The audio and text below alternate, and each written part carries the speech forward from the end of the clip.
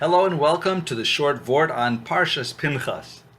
So in Pinchas, we start off with the plague that killed 24,000 of the Jews after the sin that Pinchas was a kanai for, one who took vengeance for Hashem, but in a good way, not the classical vengeance that people think, oh, I want to cause trouble and just get the other guys. It's totally lishma.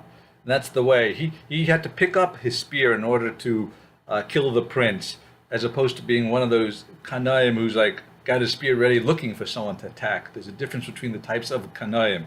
And Pinchas was rewarded because he was the right type of kanai, only did it in the moment because it was necessary. And therefore he was rewarded with bris shalom.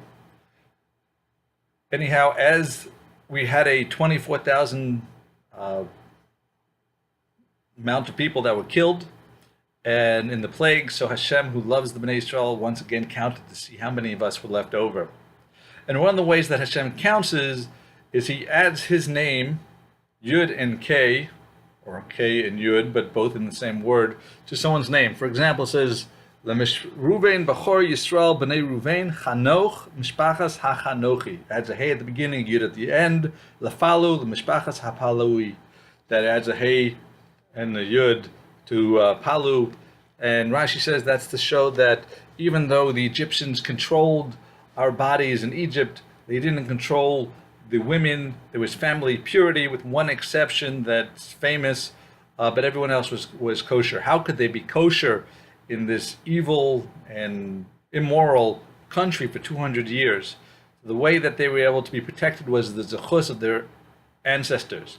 There are Sarah Imenu. She came to Egypt, and she was in the house of Paro, and she was taken, and she remained chaste. She was Kodesh, and later on, Yosef was tempted by the wife of Potiphar, and even though he was a teenager, away from home with a beautiful woman, he resisted, and with that, we merited 210 years in Egypt without giving in to such a sin. So it teaches us an important lesson that how we act impacts our future generations. It's not just your physical DNA and your child might look like you or act like you or have the brains of your in-laws.